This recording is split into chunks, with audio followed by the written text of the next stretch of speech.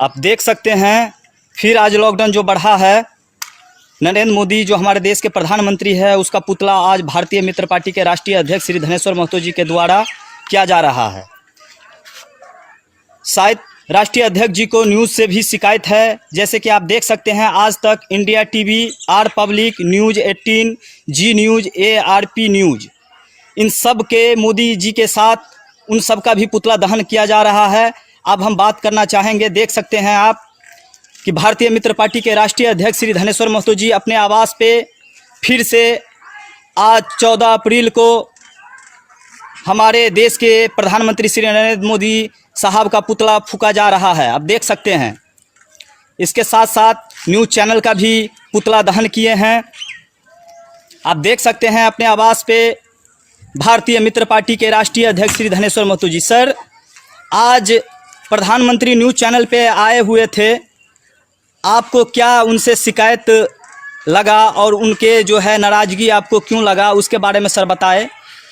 मुझे लगा कि आज प्रधानमंत्री जो आए हैं टीवी चैनल पे, बड़ी बेसब्री से मैं उनका इंतजार कर रहा था कि उन व्यक्तियों के विषय में कुछ अनाउंस करेंगे जो डेली बेसिस पे कमाते हैं, डेली खाते हैं, जो बिहार के, यूपी के, झारखंड के, तमाम राज्य के जो शहरों में जाते हैं मेहनत मजदूरी करके, वो अपना बाल बच्चों का पेट भरते हैं, अपना परिवार चलाते हैं, और उन व्यक्तियों के ऊपर माननीय प्रधानमंत्री जी कुछ बोलेंगे। लेकिन ऐसा कुछ भी नहीं मिला। जैसा सूरत के अंदर मजदूरों ने आगजनी की तो 1200 मजदूरों के ऊपर केस दर्ज किया वहां की सरकार ने, भाजपा सरकार ने। दूसरी ओर दिल्ली के अंदर आपने देखा होगा अभी कि खाने के बदले में वहां मौत बांटी जाती है, वहां जान से मार के आदमियों को फेंक दिया जाता है नाले के अंदर। तो उसके ऊपर मैं सोच रहा था माननीय प्रधानमंत्री जी कुछ बोलेंगे। जो गरीब आदमी आज फंसे हुए हैं और जो 1200 आदमी सूरत के अंदर केस दर्ज किया है, उसका केस वापसी लेने की बात करेंगे माननीय प्रधानमंत्री जी, मुझे ऐसा लगा था। लेकिन यह प्रधानमंत्री ऐसा लगता है कि इस देश में गरीबों का दुश्मन है, इनको गरीबों से सख्त नफरत है। इसका जीता जागता उदाहरण मैं आपको बता रहा हूं। पिछले साल बिहार के अंदर चमकी बुखार से लगभग कई हजार बच्चे मर गए, लेकिन एक उफ तक नहीं निकला इस प्रधानमंत्री से और भारतीय जनता पार्टी के लोग से और RSS के लोगों से। तो इनका पुतला फूंकने का मुख्य उद्देश्य जो है वो यही है, क्योंकि जिस तरीके का रवैया है इनका देखने को मिल रहा है, वो ऐसा लगता है कि ये इस देश के गरीब आदमियों को समाप्त करने का एक बहुत बड़ा षड्यंत्र रचा जा रहा है, क्योंकि लोग अपने अपने घरों में कैद है। यदि माननीय प्रधानमंत्री जी आज ये कहते कि हर व्यक्ति घर के अंदर आप रहिए, आपको खाना पहुंचाने की जिम्मेदारी हमारी सरकार की है, हमारे वर्करों की है, तो बहुत अच्छा होता। लेकिन माननीय प्रधानमंत्री ने एक लफ्ज न बिहार के मजदूरों के लिए बोला, न उत्तर प्रदेश के मजदूरों के लिए बोला, न झारखंड के मजदूरों के लिए बोला, और ना ही देश के तमाम शहर में जो लोग मजदूरी करने गए हुए हैं उनके विषय में बोला। क्योंकि यदि इस देश में किसी को परेशानी है आज के टाइम में, तो गरीब आदमियों को परेशानी है। डेली बेसिस पे जो मजदूरी करके खाते हैं वो व्यक्ति आज कई आत्महत्या कर लिए हैं, कई पैदल चल चल के मर गए हैं। तो ऐसे में भारत सरकार संवेदनशील नहीं है इस मैटर को लेके। वो तो आज कोरोना वायरस लॉकडाउन करने का मुख्य उद्देश्य माननीय प्रधानमंत्री का जानते हैं क्या है? माननीय प्रधानमंत्री का लॉकडाउन करने का उद्देश्य जो है वो इस देश के अमीरों को बचाने का है कि कहीं उनको कोरोना वायरस ना फैल जाए। तो ये उनको बचाने के लिए एक बहुत बड़ा प्लानिंग है। दूसरी तरफ भारत सरकार का पुतला मैंने इसलिए जलाया है कि अभी आपने देखा होगा मैंने न्यूज चैनलों का नाम लेके उनका पुतला जलाया है। एक लफ्ज प्रधानमंत्री ने यह नहीं कहा टीवी चैनल के ऊपर कि इस गंभीर घड़ी में पूरा देश हमारा संकट से गुजर रहा है, न्यूज चैनल कम से कम हिंदू मुसलमान ना करे। क्योंकि भारत के अंदर अभी जो ये गोदी मीडिया है, ये इस बीमारी को भी हिंदू मुसलमान का नाम दिया है, इसलिए मैंने इन न्यूज चैनलों का पुतला दहन किया है। सर इससे पहले भी आप 5 अप्रैल को पुतला दहन किए थे सर। शायद आप सरकार से जो मांग किए थे, आपको आशा था शायद कि आज, मुझे बहुत आशा था आज, तो इसीलिए सर ये आपका जो है मांग पूरा नहीं किए हमारे देश के प्रधानमंत्री। मेरा मांग कहा, ये आम जनता की मैंने मांग उठाया है, आम जनता की आवाज है। प्रधानमंत्री अपने मोबाइल नंबर जो वेबसाइट नंबर दिया वो सब तो बंद किए हुए हैं। मुख्यमंत्री वेबसाइट नंबर अपना बंद किया हुआ, मोबाइल नंबर बंद किया हुआ, कॉल हम लोग के पास आ रहा है मदद के लिए।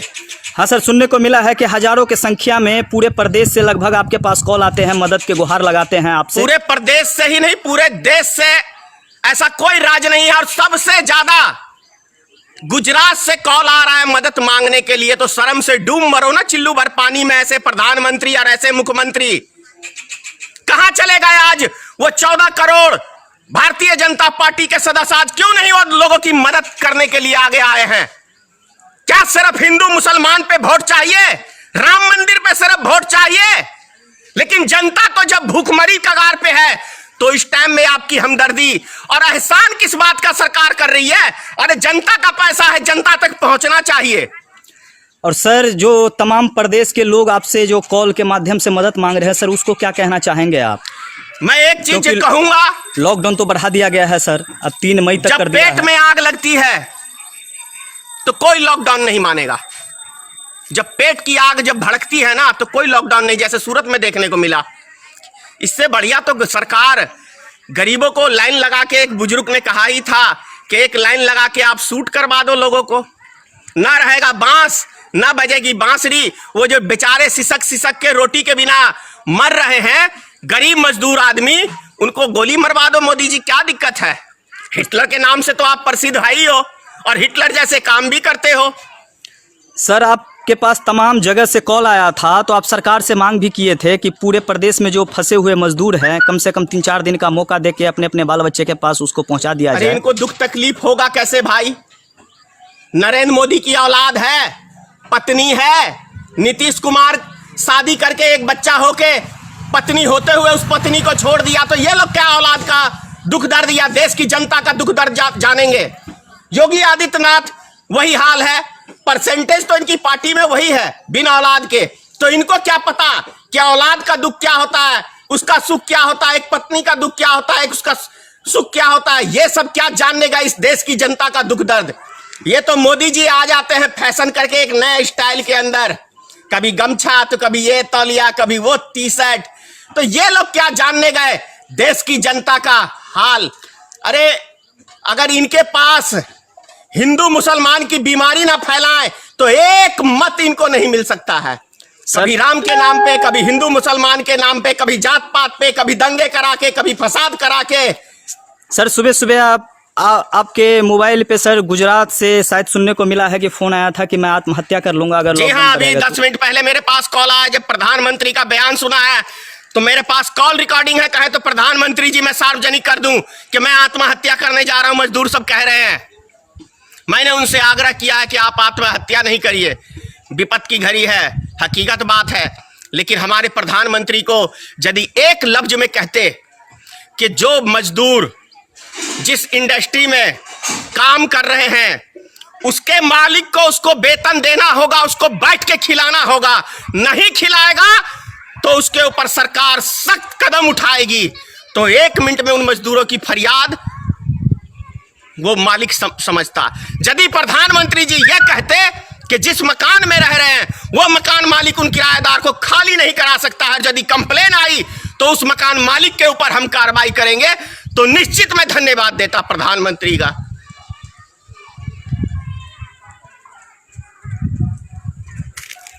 आप देख सकते हैं कि भारतीय मित्र पार्टी के राष्ट्रीय अध्यक्ष श्री धनेश्वर महतो जी जो पुतला दहन कर रहे हैं हमारे देश के प्रधानमंत्री श्री नरेंद्र मोदी जी का, गृह मंत्री अमित शाह जी का और बिहार के मुख्यमंत्री नीतीश कुमार जी का पुतला दहन किया जा रहा है। चलिए भारतीय मित्र पार्टी के राष्ट्रीय अध्यक्ष श्री धनेश्वर महतो जी से पूछते हैं कि पुतला दहन करने का मुख्य कारण क्या है। गरीब मजदूरों पे अत्याचार करना बंद करो, 19 आदमियों की हत्या का देना होगा हिसाब।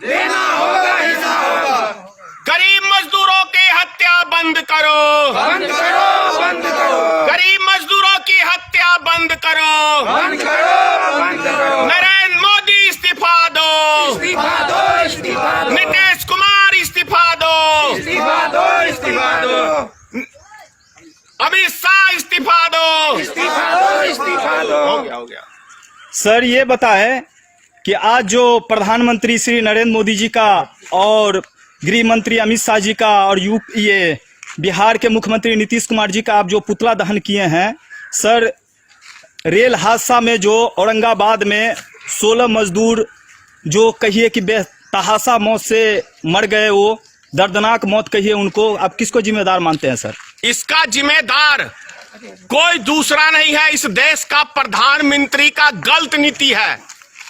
यदि एक सप्ताह के लिए लॉकडाउन होने से पहले यदि नरेंद्र मोदी, अमित शाह या सारे देश के मुख्यमंत्री अपने अपने राज्यों के मजदूरों को बुला लिए रहते और प्रधानमंत्री एक हफ्ते का टाइम देते कि आप लोग अपने अपने घरों को चले जाएं, तो ये 19 आदमी की जो आज दर्दनाक मौत हुई है ये नहीं होती। अभी 2 दिन पहले अभी एक महिला और एक बच्चे की रेलवे से मृत्यु हुई है। इसी तरीके से पैदल लोग भूख से आ रहे हैं, उसकी मृत्यु हो रही है। तो ये गरीब मजदूर पैदल चल के आ रहे हैं, तो बनारस के अंदर हार्ट अटैक हुआ है। इस सब मौत का जिम्मेदार कोई दूसरा व्यक्ति नहीं है, भारत का प्रधानमंत्री श्री नरेंद्र मोदी है। क्यों? क्योंकि ये बोलते हैं कि हमारा 56 इंच का सीना है। ये 56 इंच का सीना नहीं है, ये जानवरों वाला सीना है। 56 इंच का सीना जानवर का होता है। इसीलिए देश के अंदर हमारे गरीब मजदूर मर रहे हैं और ये आराम से तमाशा देख रहा है। जैसे कि कंस के राज के अंदर लोगों के ऊपर अत्याचार होता था और कंस तमाशा देखता था, उसके सैनिक मजा लेते थे, तो इसी तरह से आज भारत के अंदर लोग गरीब मर रहे हैं, पुलिस वाले उसको पीट के मार रहे हैं और रेल हादसा इतना बड़ा। और अभी आपने देखा होगा गैस जो हादसा हुआ है विशाखापट्टनम के अंदर, क्या मोदी को शर्म नहीं आती? क्या बेशर्मी का सारा चोला ओढ़ के नरेंद्र मोदी बैठा हुआ है? इस दुनिया का सबसे ज्यादा बदनसीब दिन वो था जिस दिन नरेंद्र मोदी भारत में पैदा हुआ था। वो इस दुनिया का सबसे मनहूस दिन भारत के लिए था। क्योंकि मुझे शर्म आती है कि इतनी घटिया सोच का व्यक्ति इस देश का प्रधानमंत्री बना है, जो लोग मर रहे हैं लेकिन ये दारू बिकवा रहा है, मुस्लिम समाज को बदनाम कर रहा है। आज क्या दारू की लाइन में जो सैकड़ों कई किलोमीटर की लाइनों में जो लोग लगे हुए हैं, क्या ये व्यक्ति से कोरोना वायरस नहीं फैल रहा है? सर सब्जी मंडी के अंदर हजारों की संख्या के अंदर लोग भीड़ लगा के कोरोना वायरस को फैलाया गया। दिल्ली के आजादपुर मंडी में, चाहे महाराष्ट्र का हो चाहे बिहार का हो, इससे कोरोना वायरस को फैलाया गया। चाइना से, विदेश से लोगों को लाके भारत के अंदर कोरोना वायरस फैलाया गया ताकि गरीब मजदूर हमारे देश के मर जाएं। सर ये तो लॉकडाउन के अंदर जो मजदूर को खाना उना नहीं मिल रहा था और कोई सुविधा मुहैया सरकार के द्वारा नहीं हो रहा था, इसी के कारण ये लोग पैदल चल पड़े थे। जो सरकार गरीबों को 2 टाइम का निवाला नहीं दे सकती है, उस सरकार को सत्ता में बने रहने का कोई अधिकार नहीं है। आप कर्नाटक में देख लीजिए किस तरीके से बंधक बना के बिहार के, यूपी के मजदूरों को रखा गया है। यह भारतीय जनता पार्टी की सरकार है, हिंदू की सरकार है और हिंदुओं की हत्या करवाने में यह सरकार माहिर है। ये बात करते हैं कि हम हिंदू के रक्षक हैं, ये हिंदू के रक्षक नहीं, हिंदू के भक्षक हैं।